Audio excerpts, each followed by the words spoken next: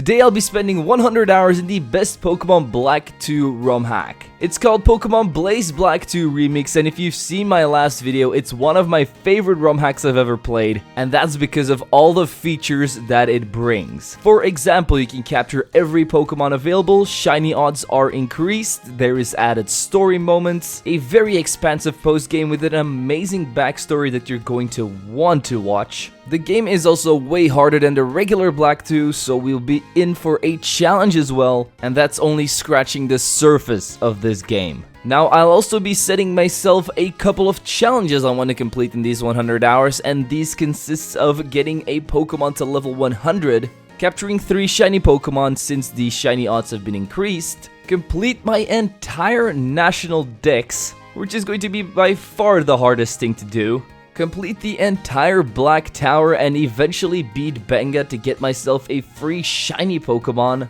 defeat every round in the Pokemon Worlds Tournament, except for the Type Masters, which is definitely going to test my skills a little bit, and finally there are 3 secret trainers at the end of the game with insane teams who I also want to defeat. You're going to have to watch until the end to find out who they are, but for now, let's try to smash 8,000 likes and let's jump right into my 100-hour journey of Pokemon Blaze Black 2 Redux.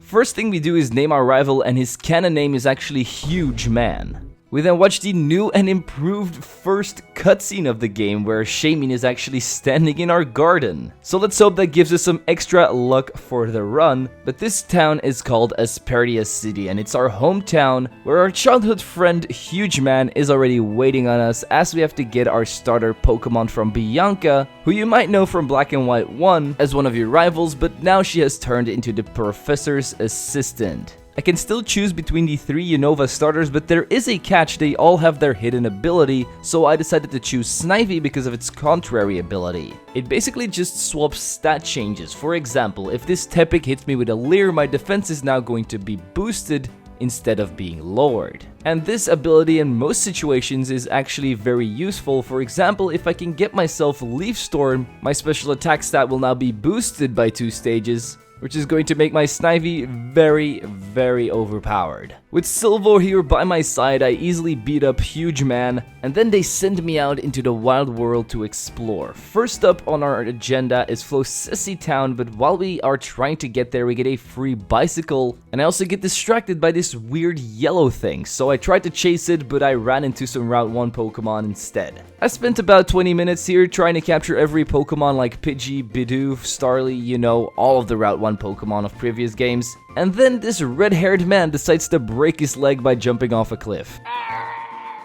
We take him to the nearest hospital and then go to Flocesi Ranch because apparently Team Plasma has been sighted there, but not before we beat up Huge Man in another Pokemon battle. He has now added a Taillow and a Pansage to his team, which is very diverse, but since we have an entire party full of Route 1 Pokemon, we had no problem taking him down again. These 2 ranchers then come up to us and say, "What the dog doing?" Hey, we lost our dog, can you find it for us?" And I was like, nope, I have to capture some Pokemon in your grass first. And this is where something amazing happened. First, I was just minding my business, capturing a regular Taillow, and then my next encounter was a shiny Taillow. Wow.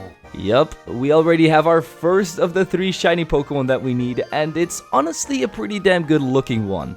I'm very surprised to find one this early on, but I won't complain. That just means I will have a companion throughout the rest of the game that will probably never be boxed. I appropriately named him Jet, and he also has a plus speed nature, which is going to help us out a ton. Believe me, nothing is going to be outspeeding Jet. I then grab some more Pokemon that were available in this grass. I pick up an egg which hatched into a Spheal, which is definitely not the worst thing if you consider everything that can come out of this egg. We then see the pirate that stole one of the dogs, and me and Huge Man threaten him until he gives it back to us. After we bring the dog back, we go to Alder's house, who learns us a bit more about type matchups. And since we're still pretty stupid after that, we go to the trainer school where Roxanne is waiting for us. And apparently flying is good against Rock because my Taillow was able to take out Nosepass, and once we won, we get some free berry juices and also the ability to go and take on Sharon, our first real gym leader.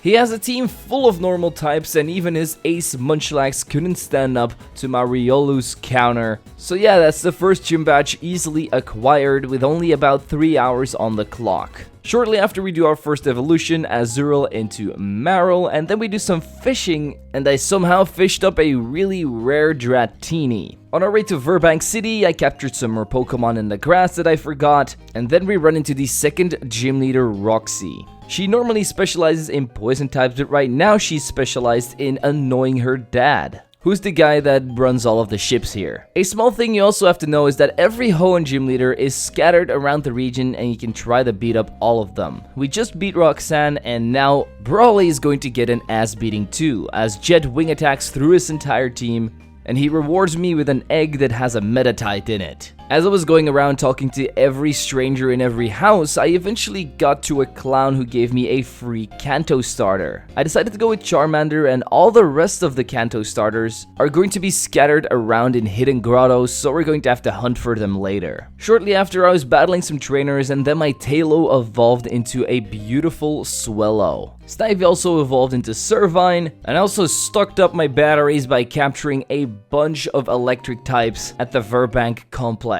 I then decide to snatch up a concert too from Roxy and her band, and at the end of it we get our very own battle. Jet's wing attack once again came in clutch against their Croagunk and Whirlipede, ensuring us the victory and getting our second gym badge. But as we go outside, we see that Team Plasma is running riot at the docks. We managed to scare them off, but that's not good enough. We have to go and chase after them and make sure that they leave everyone and their Pokemon alone. Just as I'm done putting them in their place, we run into another gym leader. This time it's Bryson, from the famous movie Bryson Man. He's very concerned that Team Plasma has returned, but he's not going to help us at all, because we're the 14-year-old boy that has to do all the work. He does, however, want to challenge us to a Pokemon battle in front of Pokestar Studios, and that's where my Magnemite totally embarrasses his Ice-type team. He then invites me to make movies with him, but I'm not an actor, so I decide to take the next boat to Castelia City, which is basically the New York of this game. Upon arriving, my Wooper immediately evolves into Quagsire, and while I love Wooper, I think I love the new Pooper form a little bit more. I take a quick stop at the museum to look at the beautiful art there, and then we go to the artsy gym leader himself, Burge, who is once again not at his gym, just like in Black and White 1. So we go wander around a bit until we eventually find a boat that takes us to a weird little island with a lighthouse on it. And if you've ever done the Victini event, you will definitely recognize this place, because inside, you guessed it, is the tiny little V-Man.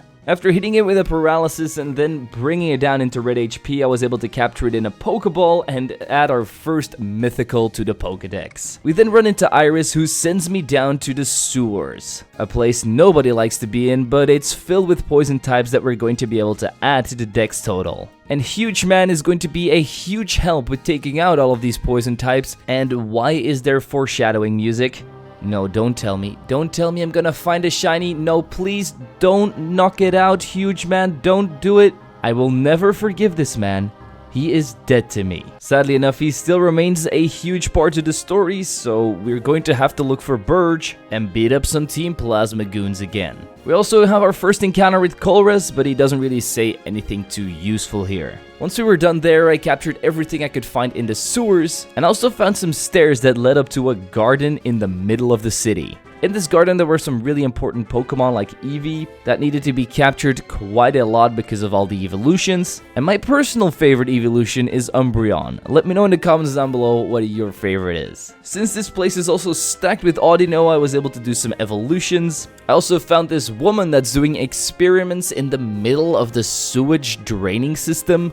Don't really know what that's all about. I also checked out the Relic Passage and grabbed my first pseudo-legendary Larvitar there. The third gym is definitely not my favorite design because it's full of like these webs, and I absolutely hate spiders, so I was able to quickly maneuver my way up to the top to challenge Burge in his rainbow room. And this is something you might have expected because bugs normally get eaten by birds, so my Swellow just gobbled up everything he could throw at me without failure, as this was by far the easiest gym battle yet, which means we can now finally leave the big city and go to the outskirts. But first, Colress tells me to come to Route 4 because he wants to show me something. Before I go and meet up with him, I evolve my Centret into the furred walking music, did some fishing and managed to find a living relic, Nth, and ran around in the desert to grab everything I could find there, from Darumaka to Scraggy and everything in between. We eventually do run into Colress, who's standing in front of a blockade of what seems like a bunch of rocks. Apparently they're just crystals, and with this machine he's able to scare them off. He also seems to get enjoyment out of me beating him up, so that's also something I did, and as a reward he gave me a life orb. I then entered a house, and this girl said that she could mimic any Pokemon sound, and it was pretty damn cursed.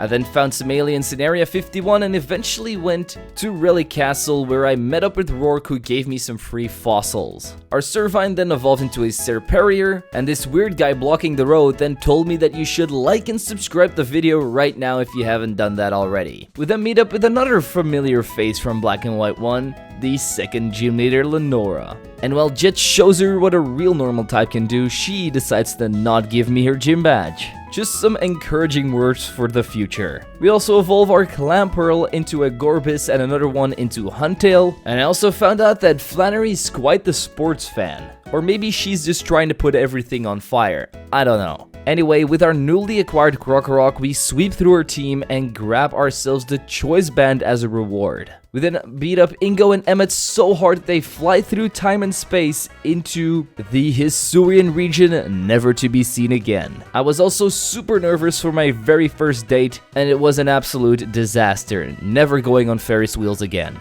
Bianca then learns me a little bit about hidden grottos, which is something I'll definitely be spending a lot of time on at the end of this run, but for now we're going to leave most of them alone. Since the next gym leader will have a bunch of electric types, I decided to evolve my Rhyhorn into Rhydon and Geodude into Graveler to make it a little bit easier on myself, as Swellow will probably not be able to carry me through that one. But we're not taking on the gym leader yet. First we're going to go to Lost Lorn Forest, where we talk to a guy who tells us myths about this magical Pokemon called Zoroark, and eventually he turns into one himself. Does that actually mean that Zoroark is a Pokemon that can talk English? Find out in the next episode of Pokemon Mythbusters. In Lost Lorn Forest, I also capture a bunch of Pokemon like this evolved Kinchino, and all of the cool bugs like Pinsir, Heracross, and Scyther. Since we're so into fashion, we go to Elisa's gym and nail the catwalk, and then proceeding to terrorize the entire gym with my rock and ground types. We're now halfway there on the gym badge front, but we still have quite a lot of things to do,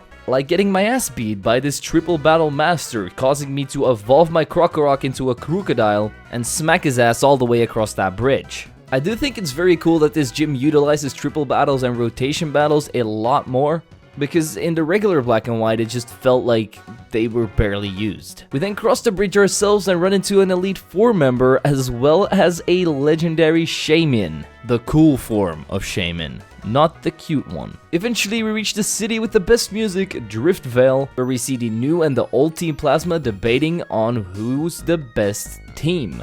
Personally, I definitely think the pirate outfit is way cooler, as well as probably everything about the new Team Plasma. I mean, the song bangs. Colress is an absolute Chad, so I'm sorry to say, but the new Team Plasma just blows the old one out of the water. What is cool about this old Team Plasma is that they sell me all of the stones that I need to do some big evolutions, as you can see from these examples: Simipour, Arcanine, and Roserade. Let's also do our first checkup on the Pokedex. We have seen 328 Pokemon, but we have only obtained 159 of them. Since we're only about 12 to 15 hours in right now, I'd say we're on track. So let's continue that by beating up Brendan's dad. He might have the big boys slacking on his team, but it did feel like he was slacking off a little bit too much in this battle. So after my Graveler rocked his world, he gave me the choice specs. We also check out Clay Tunnel, and I'm just going to put it out there, Clay seems to be a very humble guy, naming a tunnel after himself. And in this tunnel, I of course grabbed everything I could find, but I also evolved some Pokemon like Nincada into Ninjas, giving me a Shedinja in the process too. I also grabbed a Piplup from one of the clowns that eventually evolved into an Empoleon, which I will use against Clay. We also run into one of these 7 sages, which were the leaders of Team Plasma back in the day,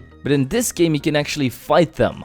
Oh yeah, and this guy has now also turned good. As a reward for beating his ass, he gives me a free Zorua, which I'm pretty happy with, and he also provides me with some extra information about Team Plasma and their whereabouts. Before we go and track them down, we first have to beat up Clay, and this was by far the most annoying gym in the entire Pokemon series. The creators of this game thought it was funny to make his entire gym pitch black and no way to make it any brighter. And I kid you not, I was stuck in this gym for over an hour to try and find Clay. But when I found him, I made sure to tell him to put on some lights. Swillon was able to sweep most of his team by setting up some workups on Nidoqueen and then killing them with aerial aces until his Crocodile came out and took me down. Then I had to swap in my Serperior, Leaf Tornado it, and take out the final Pokemon Excadrill with my Empoleon's Aqua Jet.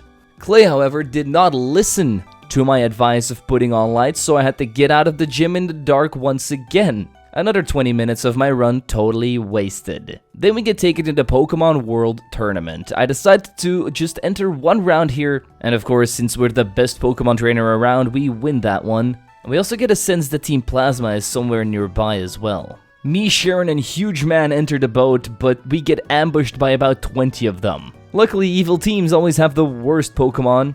Even though we're severely outnumbered, we still manage to take out all of the grunts until the big boss comes around, Zinzolin. He has a new plan to become the king of the Unova region and throws us off the boat with the help of his shadow ninjas. They sail off with their boat and we are pretty concerned about what they're going to do next. So we go back on our way, evolve a couple more Pokemon, and eventually Sharon gives me the TM for Surf. We then have to go through Chargestone Cave, but first Huge Man is about to whoop my ass. At least that's what he thinks, but I haven't forgotten about that shiny that he killed. So I unleash my Flygon's Wrath and put him in his place. So now we can enter this Chargestone Cave with the floating crystals and all that. We aren't here to admire the scenery, more to capture every Pokemon we can find like Heatmore and even Probopass. Then we reach Mistralton City, home of the airport, but also home of the gym leader Hoenn from the Hoenn region, and luckily our starter was a Serperior, so Leaf Tornadoing his entire team really wasn't that hard for me. And as a reward we get the Choice Scarf, the last choice item that we need to complete our collection. We then run into Professor Juniper, who checks up on our Pokedex total, gives us a free Master Ball as a reward for doing some good work, and then introduces us to Skyla. But before we go and take on her gym, we have a few more story related things to do. Like ring this bell, which was apparently not something I had to do. I guess I've played Black and White 1 a little bit too much. Inside this spooky tower though, I did grab a bunch of ghost types, and then once I got out, I went inside a stranger's house and he told me about the genie Pokemon, who can apparently also control the weather. I'm just really happy that this monstrosity isn't in the game yet. Eventually we stumble upon a conversation between 2 of the 7 sages. One of them is talking about how we should save the world by not using Pokemon, and one of them is just blatantly trying to take over the world with the new Team Plasma. They also stole some kind of icy rock from Twist Mountain that they probably need for Kyurem. Eventually it comes down between a fight between the new and old Team Plasma, and just as everything is about to come down to a big brawl, Marshall jumps in and is like, if you guys don't get out of here, you'll have to deal with me. Skyla is also here trying to help Marshall defeat these goons, but they manage to escape with an icy wind they create from their newly stolen rock. Once everything is cleared up, everybody goes away, but then Colress arrives and he wants to battle me again. This time he stole some Pokemon from what seems like the Pokestar Studios, and so he's trying to take me on with Fu and a Mecha Tyranitar. I'm just going to put it out there that stuff like this is just really cool to see, but our Flygon was able to easily sweep through both of them. Colress then scuffles away and we go back to the airport to challenge Skyla at her gym. With the power of Flygon, Jet, and Silvo, I was able to sweep through our entire team, get my 6th gym badge, as well as the TM for acrobatics. I then took my first plane ride to Lentimas town, where a lot of strange stuff was happening. That might have been because of this strange house I entered where all the furniture was moving. And not only the furniture was strange, even the Pokemon that I was encountering here had a lot of weird backstories. Eventually I made my way up to the top room where a weird girl was talking to me. She gave me the Lunar Wing and told me to defeat the Pokemon that roams here. Since the Lunar Wing is Cresselia's signature item, I'm guessing Darkrai has something to do with it. But that's a mystery for later on in the video. Time to do some more story stuff by going to Reversal Mountain together with Bianca. She's going to be our traveling companion through this entire thing. And right in the middle of Reversal Mountain, there is a weird little room where it's really hot apparently. And we get little hints of Heatran once living here. So maybe he will return one day. Another mystery we're going to have to solve in the post-game. After capturing a couple of Pokemon in Reversal Mountain, we eventually reached the end and found Undella Town. Here we battle the Shiny Killer once again. Huge Man is getting another huge beating. As first my superior power whipped his Electros out of the way, I then power whipped him to learn him some manners about other people's shiny Pokemon. On Route 13 I did some more Pokemon catching and evolved my Dragonair into a Dragonite. Then while I was just minding my own business, walking my way through the next town, a Cobalion jumped out of nowhere and battled me.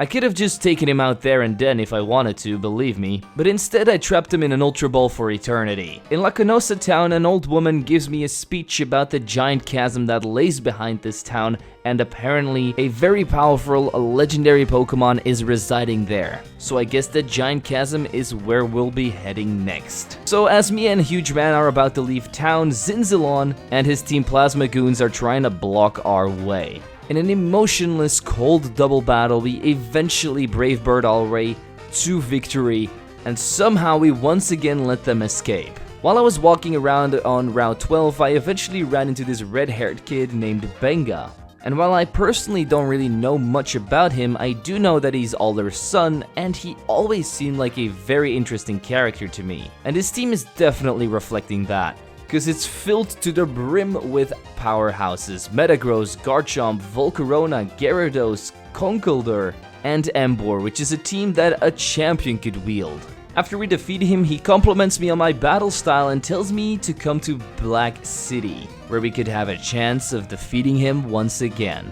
I'll definitely visit to get some more of that Benga ass. Just like Cobalion before, Virizion is also trying to block my path, so we once again trapped it for eternity, and then arrived in Opelucid City, the town of the Dragon Gym Leader Drayden, and apparently another gym leader's hometown, this time Winona. And it was actually necessary to beat her because as a reward I got an Old Amber, which I can later turn into an Aerodactyl to fill up my Pokedex with. We then do some more Storm evolutions like Gallade and Starmie. Since we just took out a gym leader, it's time to defeat another one. Cobalion took out most of his team in close combats and smart strikes, and also probably because it's level 81. But hey, we have acquired our 7th gym badge without much problems.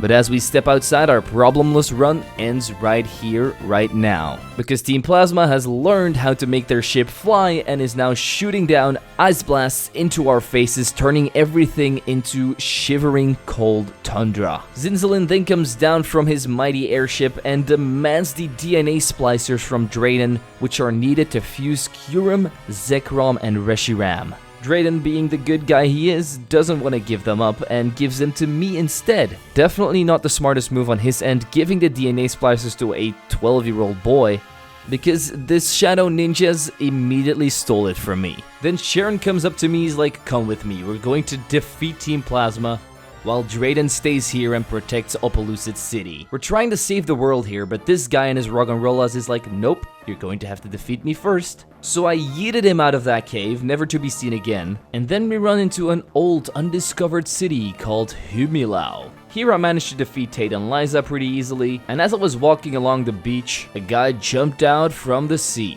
It's the gym leader Marlon, and he's finally going back to his duties. So I decide to save up here, and we're also almost at the 50-hour mark. Our dude Marlon here is actually running a rain team with a Politoed that has Drizzle. You would probably think that my superior was putting in the most work, but he actually died in just the first turn. So I had to bring in my Cobalion and Jet to do most of the work with their close combats and Brave Birds. Easy peasy gym badge acquired. We also get the TM for Wave Crash, which I did not even know was a move. We meet up again with Huge Man and explain to Marlon what's going on with Team Plasma, and he's just like, "Toad, just chill, man. Who cares if they're going to freeze the entire region? Let's go surfing instead, bro." This woman then held me hostage in her house because she wanted me to walk her Mienfu around. That said, I'm never babysitting again. I then stumbled upon the next Sword of Justice, Terrakion, and just as I'm about to challenge him, Colress comes around and gives me the Colress machine so I can get rid of Crustals myself. I then entered a long battle with Terrakion, as you can see from the timer ball I captured him in. This Crustal then thought that he could block my way, but I instead trapped him for eternity once again. Eventually, me and Huge Man also find Team Plasma's ship, and who comes marching out? Marlon.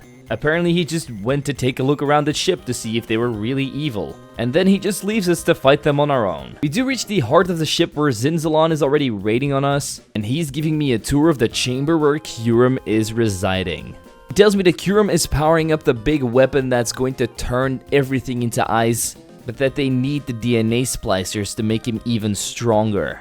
He once again tries to stop me, but with Huge Man by our side, and we just bulldozed through their teams just like last time. We get thrown off the ship again, and Sharon was waiting for us outside of it. He knows that Team Plasma is trying to get to the Giant Chasm, so he gave me a detailed plan of how to get there. The Giant Chasm is also covered in ice, so we grab a couple of Ice-type Pokemon there, until we reach the middle of it, where the old and the new Team Plasma are once again having a scuffle. It is very good that the old Team Plasma is on our side though, because they managed to create a distraction so that we can move through and go in the grass to capture some more Pokemon. Like Snover, Abomasnow, Metang, and all of a sudden, out of nowhere, a shiny Solrock. And while I do not really like Solrock as a Pokemon because it's just not that useful, I do kinda like it shiny. But I don't think I'll ever complain about a shiny Pokemon, except for maybe things like Garchomp, whose shiny is absolutely atrocious. Anyway, we get back on the Team Plasma ship right after I grab that shiny and given the password. This gives us access to the admin room, where for the third time in like 10 minutes we defeat Zinzalon. This man just doesn't know when to stop. He just says that it doesn't matter that we defeat him because their plan has already been put in motion.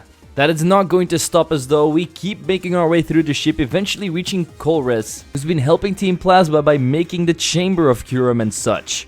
But he isn't doing it to take over the world, no, he's just experimenting with strong Pokemon. That doesn't excuse his behavior in my opinion, so I'm still going to have to defeat him. But his team was definitely stacked with Metagross, Porygon Z, and even Magnezone on there. He definitely didn't manage to win though, and he then gives me a speech about how bonds between people and Pokemon are so important. And while that is true because I do love Jet, I don't think that makes him a better Pokemon. He sends us down to the teleporter and we reach Ghetsis. You know, the evil team leader of Black and White 1. Yes, he's back and he's somehow not dead. He does seem to have aged a little bit because he has to walk with a stick now. I mean, he's only like 49, he shouldn't really need a stick to walk. But his eye also seems to be gone, so hey, what do I know? He's been planning this from the very start and even manages to escape me by sending out his shadow thread against me. Huge Man is here to help us, but he seems to be baffled by the shadow thread because they stole his sister's Purlion and have evolved it into a Liepard. So after defeating the shadow guys all by myself, they finally let us leave the ship and we go back to the Giant Chasm and to the biggest room there to face off against Ghetsis.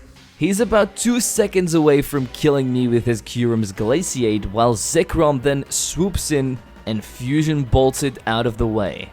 I don't really understand how that Fusion Bolt didn't kill me, but hey, I'm going to take the anime logic here. We also see the coolest cutscene in DS Pokemon history, but sadly enough, Zekrom gets fused with Kyurem and is now under Ghetsis' control.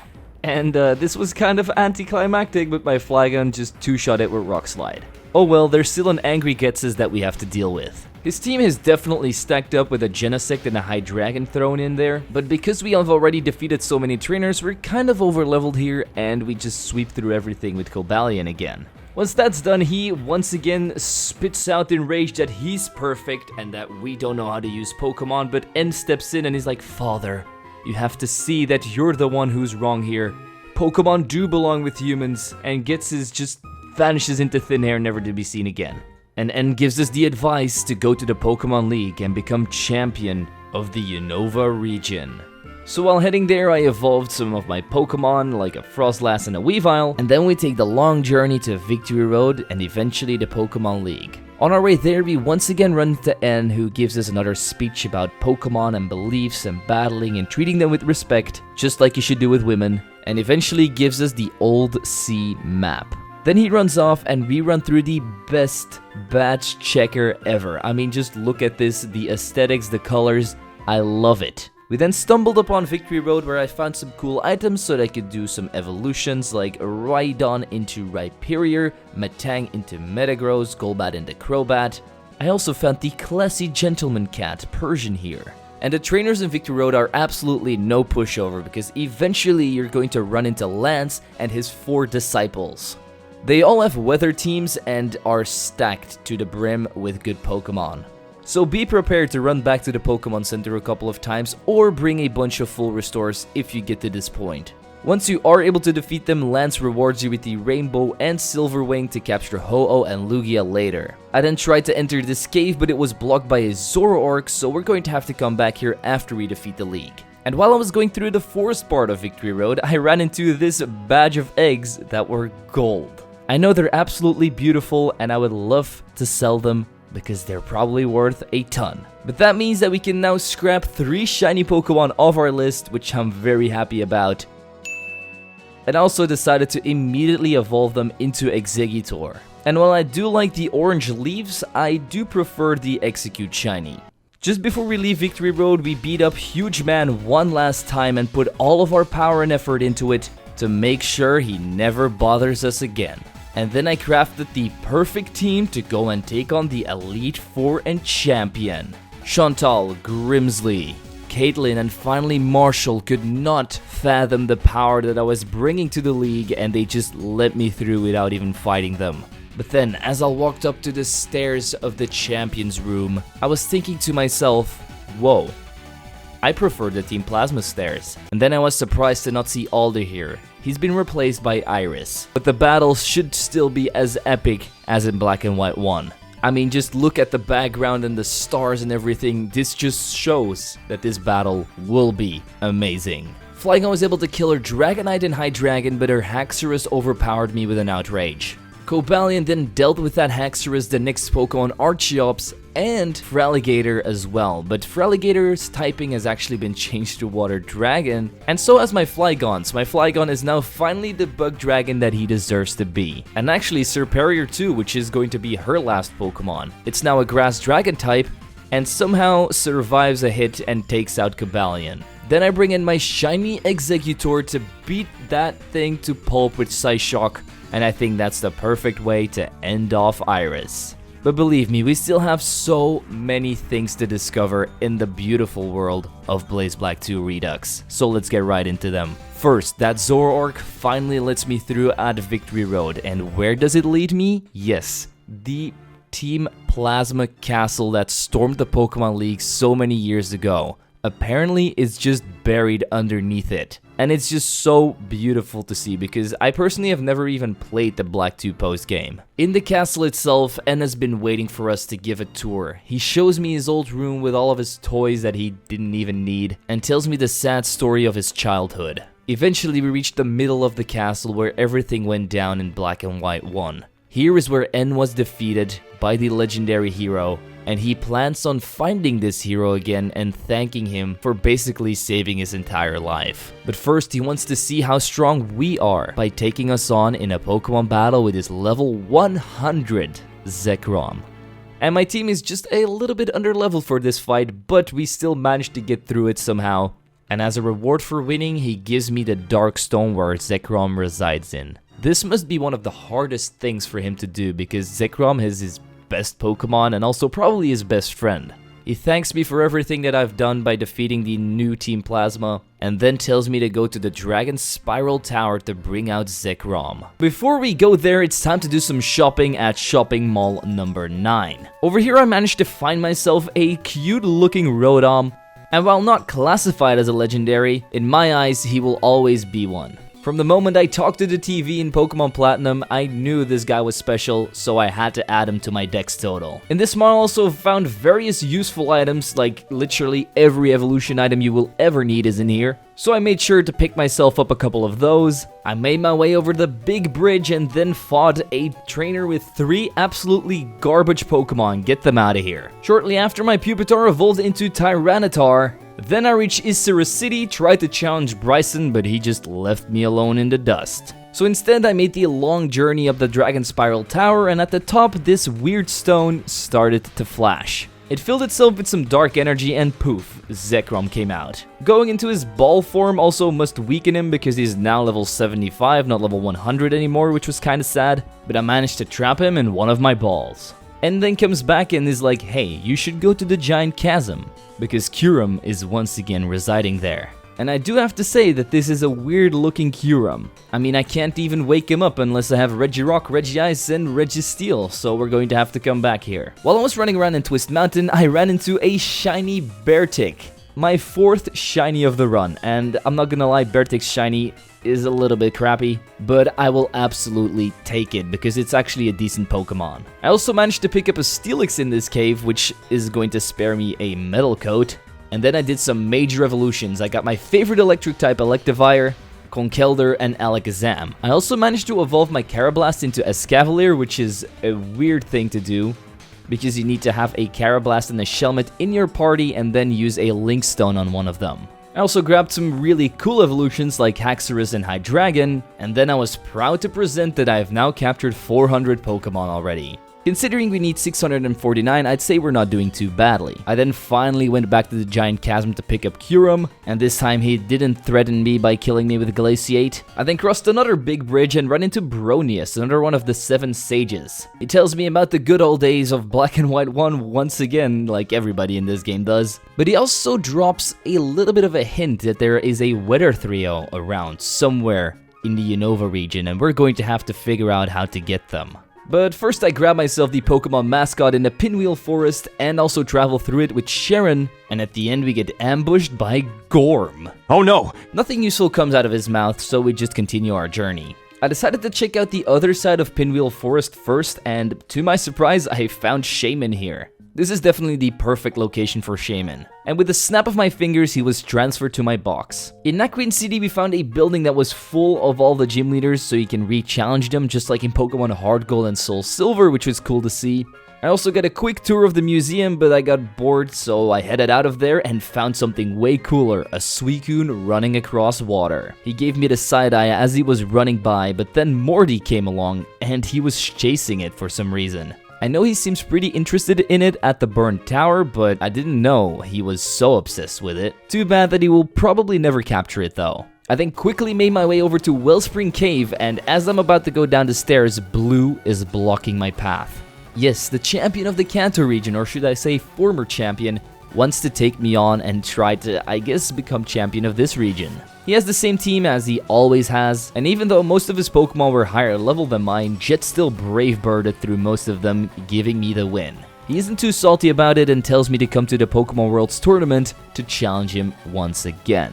Oh, believe me, I'll be there to whoop your ass, but first I gotta check out what's in this cave. And Blue was a little bit of foreshadowing because here we have him, Mewtwo. Somebody in my journey once gave me Charis Ball, so I decided to capture him in that one, because it just felt right, you know? Or you could go for the Master Ball for color coordination, but I'll be keeping that for something else. Instead, I went to Stratton City where we had to take on the Diner Bros, Silent Chris, and Chili. They were easy sweeps, but once you defeat them, they give you the Blue Orb, the Red Orb, and the Jade Orb to capture Groudon, Rayquaza, and Kyogre. Now we just have to locate them. But first we have to capture another Hoenn legend, or should I say mythical, Jirachi, who was roaming around the dream yard, which is the perfect place for it because Gyraji loves sleeping. Luckily, he can sleep for the rest of his life in my PC. In Accumula Town, I entered a house where these two people were playing songs in their piano and drum set.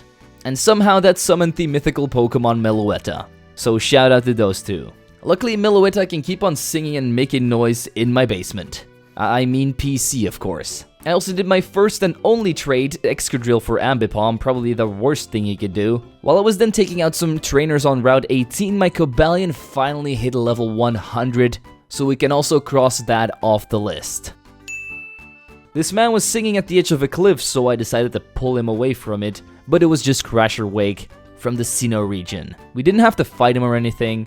He just had a cool little cameo here. On the same route, I also managed to find the Magma Stone so we can now summon Heatran. And at the end of the route, I managed to find a Team Plasma lab where they were experimenting on Genesects. This was one of the coolest events I've probably seen so far. Luckily for me, most of the Genesects didn't work and only one of them was able to attack me. Instead of just giving it a right hook and knocking it out, I knocked it out with one of my balls. I also hit the funny Pokedex number, and right beside the Genesect lab, the Team Plasma ship was docked. So I decided to enter it, and Colress right here challenged me to another battle, but right now he has a team with over level 85 Pokemon. Luckily, most of them were Steel types, so my level 100 dealt with all of them. And as a reward for beating Colress for the last time, he gave me another Master Ball. I then finally made my way to the other character's hometown, and while I enter his house, his mother mistakes me for him. She says something about that he's out looking for N, but she also tells me that we're always welcome here to heal up, if you know what I mean. We also pick up all of the starter Pokemon from the Unova region from this guy's present. Then we find Articuno at the Giant Chasm, Zapdos at Chargestone Cave, and Moltres in Victory Road. We had to capture all three of these legendary birds in order to unlock Lugia and Ho-Oh, but before we go and search for them, I went to Reversal Mountain, headed to the heart of it, and placed my Magma Stone down. So Heatran fell from the sky, and we were able to capture him. And our luck doesn't stop there. As I'm trying to get out of this cave, I run into my next shiny Pokemon, Numel. And I just have to say this, Camerupt is a top tier shiny. The black just fits it so well. It's like a volcano that's already erupted and dried out. It is just perfection. I then entered the Marvelous Bridge, yes, that's what it's called, and my Lunar Wing started to shine all of a sudden. And then a big duck appeared in front of my face, or whatever Cresselia is. So I did what I have to do. Threw a ball at its face. On the next round, I also captured two fatties. I then entered the data center and Blaine was standing in there. After talking to him, he gives me the location of a boat that will take me to a special island. And once I make it there, I see that a red is standing right there on top of the hill. But that's not the special thing we're here for right now. No, it's Mew. So just like his brother Mewtwo, he has to be trapped in my PC forever. And then it was time to capture the three legendary beasts, Suicune, Entei, and Raikou. Suicune was available on route number 14, Entei sat himself down on route 23, and Raikou, just like Zapdos, was somewhere deep in Chargestone Cave. I then went to talk to one of the professors again, who gave me the Sacred Ash, which I then delivered to Jasmine. In return, she gives me the Clear and the Tidal Bell so I can summon Ho-Oh and Lugia. Ho-Oh was found in the starting town where you can pick up your starter, a beautiful place to capture it if I do say so myself, and Lugia was surrounded by whirlpools the way it should be. I then made my first trip to Anvil Town where I found Latios and Latias just sitting there, but as I approached them, they flew away, which means we're going to have to play a game of tag. In Anvil Town, I also picked up Mudkip as my Hoenn starter, and then I went back to Route 15 because Latias had been spotted there. Then it was time for a really cool encounter. I had to enter the Entralink, wander around the forest there, and eventually stumble upon Celebi. Then I went back to Clay Tunnel and unlocked the Iron Chamber. It's a location that resides deep in the Clay Tunnel. And its residents are, of course, going to be Regirock, Registeel, and Regice. You have to complete a little puzzle before you can enter, but to be honest, YouTube tutorials can always help out with that. After hearing their amazing cries, I added them to the Dex total. I do have to say this is one of the most intriguing places in this entire run.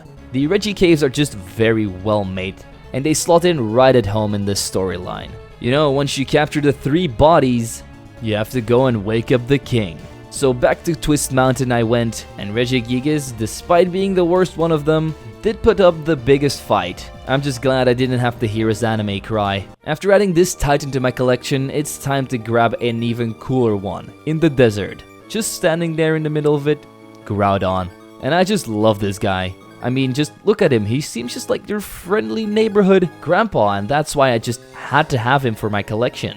Kyogre has a very cool way of getting to him. First you have to dive at a specific spot and then you will spawn into the Abyssal Ruins. This was by far the most mysterious thing I've ever seen in a Pokemon game, as I've never seen this place before. It was a treat exploring the ways and getting kicked out of because I went too far or I set too many steps. Eventually I was able to make my way through the entire maze, but this definitely took me like an hour or 2 before I could get to Kyogre because I didn't want to look up any tutorials. But the reward was amazing. I managed to find all of the elemental plates, a bunch of relic statues that I could sell for stonks, and a big aquarium fish. But that wasn't all, because I went back to the spooky tower and rang that bell once again. This time it summoned the god of the sky, Rayquaza, my favorite legendary. So let's go and add it to the dex total, shall we? Another really cool Hoenn Pokemon was Deoxys. He was located in the middle of the giant chasm, and this is also a really good spot because it looks like a meteor crashed here a while back. We are just going to be fighting his normal form, so with the DNA Pokemon added to the team, we can now transform our starter Pokemon into their final evolution. So I grabbed Samurott, Swampert, and Emboar. I then made my way over to the Cave of Being where Professor Juniper was waiting for us, and over here we can spawn in the Lake Trio, who then scatter across the region for me to once again go on a scavenger hunt. I found Uxie in front of the library, Mesprit, the same place where I found Rayquaza, and Azelf on Route 23. Then it was time for me to finally start the post-game story, and this is one of the best things of Blaze Black Redux. We make our way over to the Unity Tower where Looker is waiting for us. He has a special mission that we have to help him with. He invites me up to his office and we start talking. He explains that there have been space and time anomalies in the Unova region, which are created by the legendary Pokemon Dialga and Palkia. These could make sure that the entire world explodes, and that's something that caught the attention of the international police, but they can't do it on their own. They need the champion of the Unova region's help in order to see where all of these anomalies came from, so that we can try and combat them. So first off, we have to gather some intel from people regarding Dialga and Palkia, because we need the Lustrous Orb and the Adamant Orb in order to summon them. First we go to a cafe in the local city. Over here we have a captain that tells us we should go and look at the Royal Unova, which is docked at the port right here. Apparently they have a weird shipment on it and we have to check it out. So that's where we're headed next. Me and Looker storm the ship and go and sail out to sea. He's found out that the Adamant Orb came to the Unova region by this ship, and it's been given to a professor who's also Cynthia's grandmother. So I found her in Victory Road, and as I talk to her and ask for the Adamant Orb, she tells me that I first need to beat her granddaughter in a Pokemon battle to show that we're worth to protect the Adamant Orb. Yeah, Cynthia is pretty damn overpowered in any game, so I had to bring out the big guns. The Redder Trio joined me in my fight, Jet, Flygon, and Cobalion. These should be enough to win against her. So I attempted this battle many times. I just needed a little bit of RNG luck with Kyogre's Water Spout to take out her first Pokemon Spiritomb, and then the rest of her team got taken care of by Rayquaza and Cobalion. She doesn't really give me anything as a reward except for some encouraging words, and with these words I went back to her grandmother, who finally gave me the Adamant Orb. She then tells me to go to Miss Strelton Cave to bring it to the Nexus Point, so that's where me and Looker are going to be heading next, and as we arrive there we see that there's actually nothing happening. We place down the Adamant Orb and all of a sudden time and space start shifting and Dialga appears in front of our faces. And what do you do when the time god stands in front of you? Of course, throw your balls at him. The most effective way to do anything in life. And just like that, we have already solved part of the problem that we're having here. The next one is going to be Palkia, but first we have to get the Lustrous Orb, who's in the hands of the worst gym leader ever, Claire. You know, the one that doesn't want to admit defeat, so I was very nervous that when I defeated her in a Pokemon battle, she would be like, nope, go and complete about 20 trials and then come back to me so I can give it to you. That luckily wasn't the case, and after we acquired her Lustrous Orb, and after doing some more research with Looker, he finally finds out that we once again have to go to Route 18. First, me and Looker look out at the sea and just take in the beautiful atmosphere that this place gives off. It's like the most romantic moment in Pokemon history. He tells me about his vision and to make the world a better place and stop all the bad guys. And we also ponder upon the theory that many other worlds may exist out there, and that maybe one day they might collide, bringing people from other universes to ours, which can be very catastrophic. Once our beautiful moment is over, we get stopped by N, but this version of N doesn't seem to recognize us at all. He's speaking of the hero that couldn't stop him, and that's why Team Plasma is now the ruler of the world, and their beliefs will always come first. This isn't the N we know. This is an N from another universe. A universe where Team Plasma won, and now they're trying to take over every universe. We quickly get surrounded by all of his Team Plasma goons, old and new. He then speaks out, will you be the true hero of this region, or will I become the king that protects all the Pokemon? And that's where our epic battle starts. He might only have 4 Pokemon, but his team was nothing to sneeze at with a Genesect thrown in there, as well as a Zekrom, Reshiram, and Zoroark. Yeah, I totally understand why this N was able to win in his universe, but he is in my turf now, and Cobalion, show him his way out of here. Even after taking the L, he doesn't really seem to fathom that I managed to defeat him, and he still says that he's going to take over all of reality and save all the Pokemon, just like he promised. That might sound good, but it's not something I want to be a part of, so I'm going to summon this Palkia right here, right now, after storing the God of Space on my hard drive, and go back to Looker's apartment. And he doesn't really seem too happy that we have captured Palkia, because now he's telling about this third legendary in the Sinnoh region called Giratina, that has its own world called the Distortion World, and it would be a disaster if it's released on our world. We also recap everything that happened on Route 18, because this was something so abnormal that no human being has ever seen it. But we're not going to talk about that too much because we have to head to the Dragon Spiral Tower to try and get the Greasius Orb. We found that pretty quickly because Zinzalin was apparently holding it all this time, but I still don't trust this guy. I have a feeling that we're running right into their trap. So we return back to Looker with all of the information that we have, and while we're talking, Giratina all of a sudden just spawns right next to us. And in an eye blink, he vanishes again, leaving no trace of where he would go next. So we return to Unity Tower to try and come up with a plan, but while we're standing in the lobby, Giratina all of a sudden spawns in and starts twisting reality. We luckily jump in at the right moment and trap him for eternity, not in the Distortion World, but in the Pokeball world. For now, the region is safe and we're going to have to leave this quest line alone for a bit, because in order to complete it, we need to capture every other Pokemon that there is out there. But believe me, we'll always be on the lookout for Team Plasma. And luckily, Looker also seems to understand that we are running into a trap here. And just as we're about to exit the tower, this game cuts to an end cutscene. He's standing in a weird forest and all of a sudden a portal spawns behind him and Zinzalin steps out of it. They talk about how their project is a success. They were able to connect other regions, other universes, and Team Plasma is going to reign all of it. Unless we, the hero, can stop them. But they have a plan to stop us. And we'll just have to wait and see what's going to happen. But first, let's go capture some Pokemon so that we can continue the quest line. Starting off by going to the Strange House and letting Cresselia out. This starts a cutscene with the weird girl that we saw before, and we seem to enter a flashback. She's getting harassed by a weird Pokemon and screaming out help from her mom, dad, and her Abra. And then she notices that we are here, and that we have the lunar Pokemon with us. And then Darkrai shows up, so we're going to have to capture him to save this girl.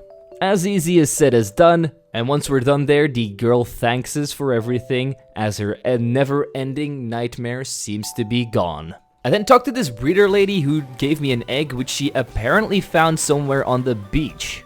The egg also doesn't really look like a normal egg, because a Manaphy hatched out of it. After hatching that egg, I grabbed a Ditto at the Giant Chasm, which I'm going to be needing for breeding later, and eventually we found our way somewhere in a forest near the Abundant Shrine. As we go and talk to the shrine, the 3 genie Pokemon Tornadus, Thundurus, and Landorus join in, and just like every other legendary, scatter somewhere around the region, so I have to go and look for them. I found Tornadus in the Moor of Icarus, Thundurus was located just outside of the Dragon Spiral Tower, and after capturing those 2, Landorus returned to the shrine, where he wanted to be my last opponent of the 3. He did stay in the ball just like the other 2, and I then found a secret potion, which I used to get a Darmanitan out of the way to unlock a new secret passage. In the middle of it, we see a giant rock with a bunch of scratch marks on it that resemble an X. After talking to it, we hear a weird sound in the forest, and all of a sudden a Keldeo starts running around. I love this because I'm pretty sure it's a reference to the Kyurem and Keldeo movie, which I personally haven't seen before.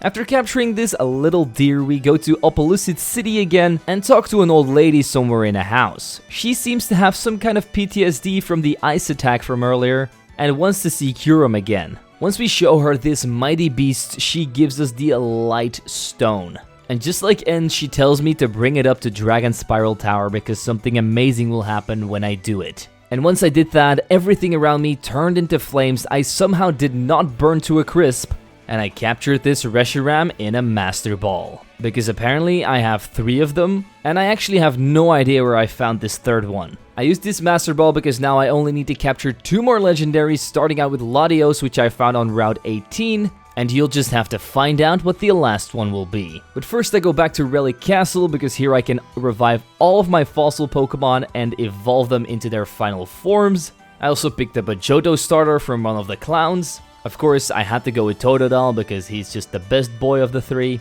I also picked up a Chimchar in Driftvale City, and evolved both of them into Feraligatr and Infernape. The only thing left to do for me was go around the region and capture every rare encounter that I hadn't gotten yet. Pokemon like Vulpix, Abra, Lickitung, and many, many more, because most of these were actually 1% encounters, or they were only available in Shaking Grass. I also had a bunch of fishing encounters that I had to do, but eventually I took a little bit of a break and decided to go to the Pokestar Studios to shoot my first ever movie. I whooped Bryson Man's ass a couple of times with this free Riolu that they gave me, but being a movie star, as I said earlier, really isn't something for me, so I got my ass out of there really quick.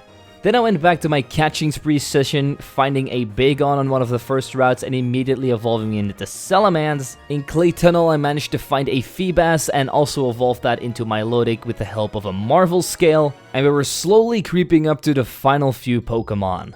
We're now 84 hours in, so I went all the way under the Relic Passage to find myself some Unknowns as well as a Volcarona, and being down here just made me feel like Indiana Jones for some reason. In the Relic Passage, I also found a Gible, which I evolved into Garchomp. I evolved my LGM into a Beheeyem, and the last couple of Pokemon I needed were all of the starters. So I went around checking all of the hidden grottos I could find, but this was a really annoying process because every time my starter Pokemon would not be in a hidden grotto, I would have to reset my game and adjust my time to a different day. Eventually though, I was able to grab myself a Venusaur, Typhlosion, Sceptile, Blastoise, Blaziken, Meganium, and lastly Torterra. These were actually not the last couple of Pokemon, nope, I still had to do some breeding. I had to grab a couple of baby Pokemon like Smoochum, Igglybuff, Cleffa, but also a Phione, because all of these were not available in the wild. I then went up to check my Pokedex and we're at 648 Pokemon. We only need one more. And you may have already guessed which one it's going to be, so let's get right back into the post-game story. First off, I went to Professor Juniper to show her my Dex total. She was really surprised because even though I haven't captured the last Pokemon yet, she did decide to congratulate me on completing the entire Dex. She also gave me the shiny charm and the oval charm, which is going to make eggs appear more frequently, but since we don't have to breed anymore, this doesn't really matter. The last thing she gave me is a permit, which I can use to travel to the nature preserve by plane. And this is the final destination on our trip, a place that we've never been before. So as I went to check it out, I saw that a lot of cool things were available here, like level 96 Pokemon, so I'm guessing you can capture anything up from level 1 to 100. You could also find all of the evolutions and some starters here. So this is definitely a nice way of rewarding the player by filling out the national dex. But then I got a call. It was Looker again. He needed me for one last mission. We traveled to Humilau City together, where we met up at the sea. He tells me that this case has totally fallen in the water because Unity Tower has stopped working and we have no more leads. He thinks that it's game over, that Team Plasma has won, but we can never give up, because all of a sudden, Zinzilon appears out of nowhere, but for some reason he's invisible, just like the portal he came through. But just imagine that he's there. He talks to us about how that Team Plasma is once again going to rule all of the universes and that he needs to close his portal with his cane. But Looker sees that he has a very bad temper, so he tries to play in on it. He tells this admin that all of their technology was stolen, that the Team Plasma are just a bunch of thieves. His ego can't take it, and he flops out that they have summoned Arceus somewhere. After he realizes his mistake, he then vanishes back into his portal. But Looker was able to see through the portal where he was going next, and guess what? It's the nature preserve, baby. That's where our final showdown with the new Team Plasma will go down. But we can't do this alone, we have to go and gather some friends up. First up, we meet up with Alder and tell him everything that's happening. He's happy to help us and heads on over to the airport. The second lady that we need is going to be Cynthia. Her power is definitely going to be able to help us defeat Team Plasma, and since she's the second best champion ever, she will definitely be on the team too. We then all gather at the airport with Looker, and Looker tells us that there is no time left. We have to act now or the world is going to be ruled by Team Plasma. But we have a secret weapon ourselves. The grandmother of Cynthia gives us the Azure Flute, an item that can control Arceus. After acquiring this Azure Flute, we take the plane together and eavesdrop on Enn's conversation. They're talking about how Enn's father is going to arrive, so Ghetsis is also mixed up in these plans. I mean, who else would be able to come up with such an elaborate plan? I'm not even surprised. But me and the squad are trying to make a plan to ambush them. We will be hiding behind a rock, and Cynthia and Alder will be giving us backup in case Team Plasma members come along. And eventually Ghetsis does indeed arrive, just like the Shadow Triad. And just as they're about to invade the Hoenn region for one reason or another, me and Looker jump out from behind the rock and confront Ghetsis and Enn. But they've been expecting us, this was all part of their plan. Because right there in that moment, he summoned the all-powerful Arceus to his side. We call in some backup of our own, but I don't know if we're going to be able to stand up against this mighty beast. Ghetsis recognizes Cynthia and Alder and is like, Alder, you're pathetic in my world because of your loss, Team Plasma was able to get to this point. But Alder then says, no, in this world, I will be the one to stop you. But Ghetsis' shadows take all three of our team members away, so me and Looker are the only ones still standing. He uses Arceus' judgment to try and take us out, but the Azure Flute protects us. They notice that, and Enn comes in to try and steal the flute from me, but he's not getting away unless he beats me in a Pokemon battle. This time he does have 6 Pokemon, however, and it's going to be a double battle. He starts off with Zekrom and Reshiram, but I have the perfect counter, Swellow combined with Groudon. I managed to do a ton of damage to Zekrom in the first turn with a Brave Bird and an Earthquake, and then I decide to bring in my Cobalion to finally take out the Zekrom with close combat. Sadly enough, Reshiram takes out Groudon with Blue Flare, so I send out Kyogre and he sends out his Zoroark. I go for close combat on it, take it out in just one turn, but the Reshiram also finishes off my Cobalion. And Kyogre also takes down Reshiram the same turn with a Water Spout. Their next 2 Pokemon are Genesect and Darmanitan, and I use my Mewtwo to take out that Darmanitan with Psystrike. His last Pokemon is a Conkeldurr, and by Water Spouting and Psy-striking every single turn, I eventually take those 2 down too, and that means that Enn is defeated. Ghetsis isn't too happy with this, so he pushes his child out of the way and is like, "You're pathetic. Let me do this." He has a pretty stacked team, but my Swallow was able to take out his first Pokemon Confrontation with some Brave Birds. His next Pokemon was Kyurem. I guess he was able to keep it in the other world, but my Dialga's Roar of Time and Flash Cannon easily took care of it. My Cobalion was able to deal with Electros and Hydreigon by using Mega Horn, but Genesect was just a little bit too much after he used a Shift Gear. Mewtwo wasn't able to finish it off, and his last Pokemon was Drapion. Mewtwo did fall to this big mighty Scorpion, but Groudon's Earthquake once again came in clutch, defeating Ghetsis right there and then. Arceus is now free, and he puts Ghetsis, Zinzalin, and all of the other Team Plasma members back into their own universes. Ghetsis tries to struggle and is like, "No, I'm a god, you can't do this to me," but Arceus is the real god here. He decides what happens, and the only thing that's left of Ghetsis is once again his cane.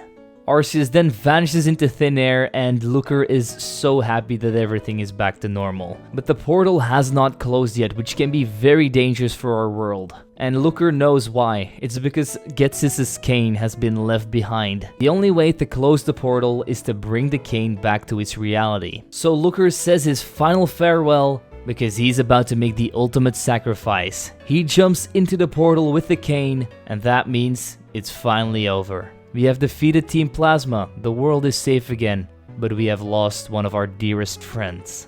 But sadly enough, we can't mourn for too long because we have to go back on our journey, as there is still many things to do. First, we tell everything to our squad about Looker's sacrifice, everything that went down, and then we went back to Unity Tower to also inform all of his colleagues, but they're just happy that he did the right thing, and of course, he will be missed. If you now go up to Looker's office, the two ROM hackers that made this ROM hack, aphexcubed and drayano, have taken his place. You can now battle them and their teams, but that's something I won't be taking on now. No, first I'll be going back to the nature preserve. And guess what? Arceus is back. This time, he wants me to capture him, because he knows that we're the one true hero. Once I went up to talk to him, it turns out that this is a shiny Arceus. I did reset to see if this was just luck or if this thing is always shiny, and it wasn't just luck, it is a guaranteed shiny Arceus. So I lobbed my last Master Ball at it to complete my final Dex entry, and I appropriately named him Bidoof. With this last Dex entry acquired, I went to the final professor. He didn't really give me any reward except for some encouraging words again, but I've already got everything I needed. Time to go and conquer some battles. First up, I went to the Pokemon Worlds Tournament. Here there are two trainers that can give you either EV grinding or level grinding. Of course, against a little bit of a compensation. I decided to make my entire team full of shiny Pokemon, and I wanted to make them somewhat viable so I could take on the entire Worlds Tournament as well as the other battles that we still have to do. The level and EV grinder are really easy to use. If you want to get to level 100 fast, you defeat all of the level 90 Blissies, and you just repeat that until your Pokemon are level 100. And that's exactly what I did. With my level 100 shiny Solrock, Beartick, Exeggutor, Swallow, and Arceus, I stepped up onto the counter and chose the single battle format. There are a bunch of cups I'm going to have to win, starting out with the Unova Leaders Cup. I easily managed to defeat this tier as my final opponent was Burge, and Swallow was able to Brave Bird through his team, giving me my first ever championship win. The next bracket I had to face were all of the Kanto leaders, and my final opponent here was once again something that was weak to flying, Erica and her grass types. So you probably already guessed what happened, Swallow Brave Birded through everything again. The Johto leaders were also a pushover. I wanted to say something different happened, but Swallow is just so overpowered that its Brave Birds once again showed Faulkner that we have the only real bird. The Hoenn leader battle was a little bit weird because I had to face Tate all by himself, no Liza, and I guess that nerfed him a little bit. But somehow Swallow was once again the star of the show, Brave Birding through Gallade and Xatu like they were nothing. I think this choice band that I'm using might be a little bit too much for the trainers here. Fantina was my challenger in the Sinnoh Cup, and you guessed it, the same thing happened like always. I also defeated the World Masters Tournament, but my final opponent was Rourke and not something like Cynthia or Steven. And with Exeggutor on the team, it was just an easy sweep. The last tournament I had to take on was the Mixed Masters tournament. And here I once again didn't face any of the champions of the other regions, I just had to face Roxy in the end. Solrock and Scythe Shield Bash were my best friends in this battle. I was able to bolster my defenses so that she could barely do any damage and also dish it out very hard. That was the last thing I had to complete because now there is only the Type Masters left, and that's something I'm not gonna be doing because we are running out of time. As we're about 94 hours and 44 minutes in. So I went back to the nature preserve because 2 legendary trainers were there waiting for me. First up was Hilda, and she has an absolutely astonishing team. A Zekrom, a Volcarona, a Musharna, a Serperior, a Caracosta, and finally a Zoroark. All at level 98. So yeah, I totally believe that these were the first heroes, but we have to show them that there is a new hero in town. My shiny team judgmented, brave-birded, Psyshocked everything in sight until Hilda finally fell. There's one more trainer in this nature preserve, and his name was Hilbert. He has the same team as her, but there are 2 changes. Reshiram has replaced Zekrom, and Samurott has replaced Serperior. So you may have guessed already that this team went down the same way as the first. Does this crown us the best trainer in the region? No. There's 2 more trainers I want to take out. And the first one was located on a faraway island. You may know him as the leader of the Kanto region. It's Red. He basically has the same team as in the regular Heart Gold and Soul Silver, except his Espeon has been swapped out for an Alakazam. First up was his Pikachu, so I started out with my Exeggutor and I used Psyshock to take it out in just 1 hit. We also took some major damage from Volt Tackle, but Blastoise is out next. He did go for Shell Smash, but it didn't really matter because my Leaf Storm was still able to one-shot, basically just wasting his turn. We are at -2 in special attack though, so we have to watch out. His next Pokemon is Venusaur. I thought I could somehow outspeed, but that was not the case, so I got destroyed by Sludge Bomb. So Jet had to come in and Brave Bird it, which is easily going to one-shot this big plant monster. I thought I could do the same to Alakazam, but he had a Focus Sash living on 1 HP, then countering back with Psyshock and taking out Ace. I then brought in Solrock because I thought Alakazam can't touch me at all, but he had Energy Ball. Luckily, I managed to survive, take it out with a Scythe Shield Bash to try and bolster my defenses for the next Pokemon, which was Snorlax. I knew I wasn't going to be able to take a hit from this, so I just suicided with Explosion, doing as much damage as possible so that Bertic can come in and swoop it up with a triple axle. His next Pokemon was going to be a Charizard. I knew I couldn't stay in here and a Fire-type move was coming my way, so I swapped into Camerupt. I tanked it very well, tried to go for Rock Slide the turn after to take out this big dragon, but it had Earthquake in its arsenal, which meant that my Camerupt was defeated. I then finally decided to use my Arceus and laid Judgment onto Red, defeating his Charizard and winning the title of Best Pokemon Trainer in the region. Wait, what? There is actually one more thing I have to do. Remember that Benga kid I was talking about earlier in the video? Well, I promised him that I would take him on at the Black Tower. So I went to his father's house, Alder. I also challenged him to a Pokemon battle, but his team was like end 70s, so I just swept through it with only Arceus. Then Benga came along and invited me to go with him to the Black Tower. I was very afraid that I wasn't going to be able to complete this in time because I only had 4 hours and 18 minutes left to defeat the entirety of the Black Tower, which is 10 floors filled to the brink with trainers and puzzles. For those who don't know how the Black Tower works, there is 10 levels to it. Each level gets harder and harder by, for example, adding in more floors, more trainers, obstacles, and much more. On every single level there will be a door that you have to open in order to unlock that level's boss. But before you can unlock that door, you have to find the trainer that will unlock the door for you. And in order to find that trainer, you have to battle everybody, and once you defeat them, they will give you a clue as to where the trainer might be, what he's doing, if she's male or female, stuff like that. Even though we were crunched for time, I still decided to give it my all, sweeping through the levels, having no problems defeating the trainers, even though some of them even had legendary Pokemon. Eventually I was able to make it to level 10, and reach Benga's room with only 26 minutes left to win this battle. And this kid has a stacked team, starting out with a Groudon.